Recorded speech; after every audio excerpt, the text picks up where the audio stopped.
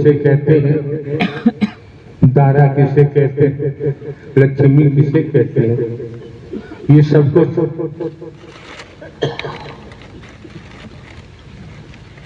वैदिक काल के लेख के मुताबिक लंकापति रावण के पास था।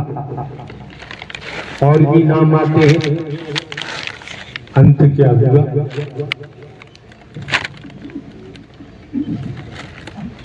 बुराइयों में संलिप्त, अहंकार में डूबे हुए लंकापति रावण का एक लकपूत सवालक नाती रावण के घर दिया न बाती। रावण का इतना भारी कुंडवा था, रहा नहीं कोई रोने वाला। श्रीमान जी, जब वैदिक काल का इतिहास बहुत कुछ कहता है। वर्तमान को देखे,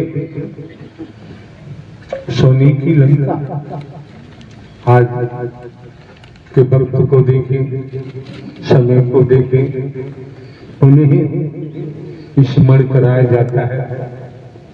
दर्शन के महत्व को समझो, वाणी के प्रभाव को समझो और सेवा के महत्व को। मन वचन कर्म से मनसा वाचा कर्मणा, अगर हम परिवार में रहते हुए खेती बाड़ी नौकरी व्यापार करते हुए अगर हम सद्मार्गामी बने रहे, सद्मार्ग पर चलते रहे, तो आपने एक नहीं अनेक भक्तों का नाम सुना है। प्रहलाद जी का जन्म कहाँ बताते हैं, ध्रुव जी का जन्म, मीरा जी का नाम आता है, प्रहलाद जी का नाम आता है,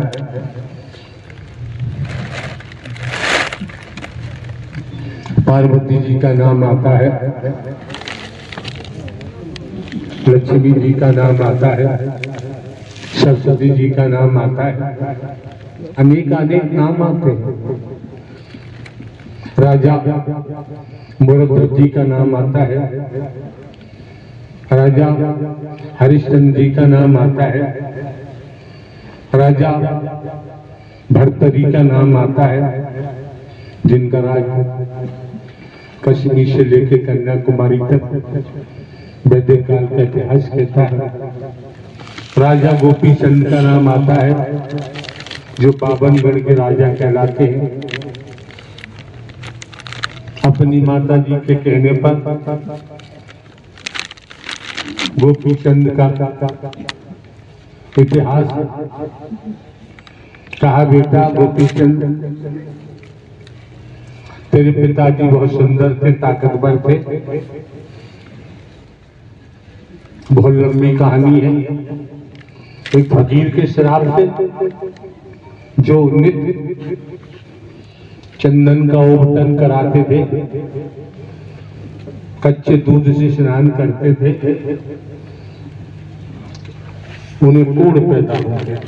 फकीर के श्राप, फकीर को नाहक दंड दिया, फकीर को पित हुआ और तेरे पिताजी को कोढ़ पैदा हो गया।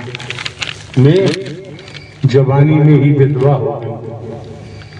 मैं बेटा तुझे सलाह देती हूँ, गोपीचंद से अपने बेटा से कहा, सत्य का साथ कर, परमात्मा की स्मरण कर।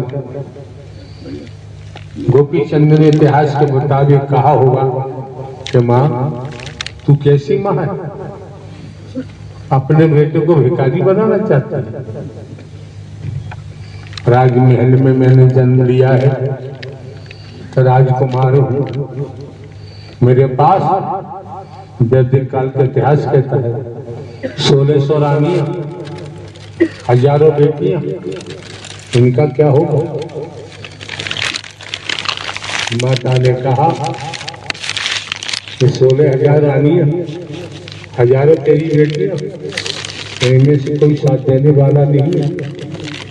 मैं तुझे ज्ञान दे रही हूँ, ये ज्ञान ही तेरा लोक सुखी परलोक सहला करेगा। और कोई भूमंडल में और कोई मार्ग नहीं है। सुनने पर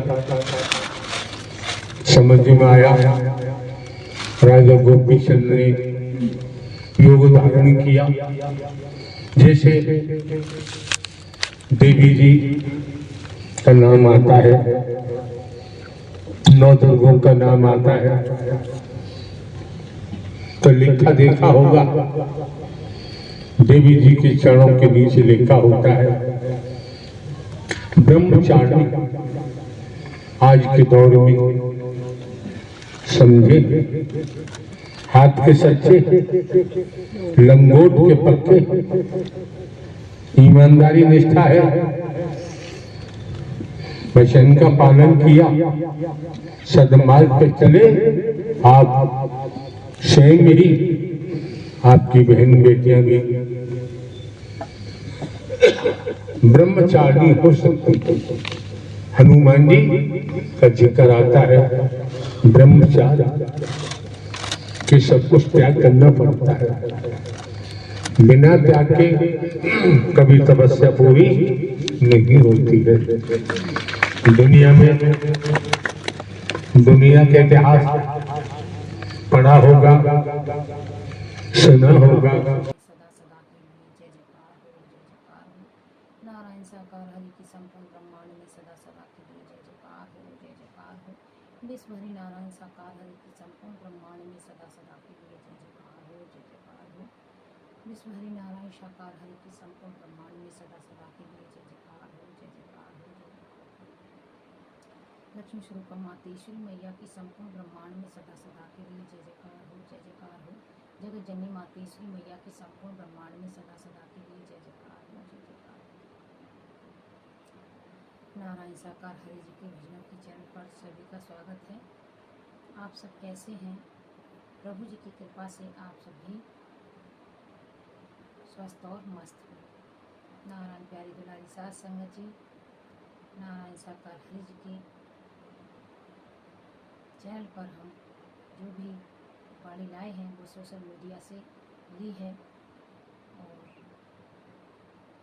प्रभु की वाणी ही हमारा धैर्य बना सकती है, हमारे परमात्मा से जोड़े रख सकती है। तो आप कृपा करके प्रभु की वाणी ज़रूर सुनिए। मैं ये नहीं कह रही कि मेरे चैनल पर ही सुनिए, आप जहाँ जाएं प्रभु की वाणी ही सुनिए और धैर्य बनाकर ही रखिए। परमात्मा की यादों को अपने दिल में रखिए कि परमात्मा की लीला चल रही है और बहुत जल्द ही सब कुछ परमात्मा की कृपा से सब कुछ ठीक हो जाएगा। फिर से परमात्मा का सत्य के साथ होगा। तो एक बार प्रेम से बोलिए, नारायण साकार हरि की संपूर्ण ब्रह्मांड में सदा सदा के लिए जय जयकार हो। जगत जननी मातेश्वरी मैया की संपूर्ण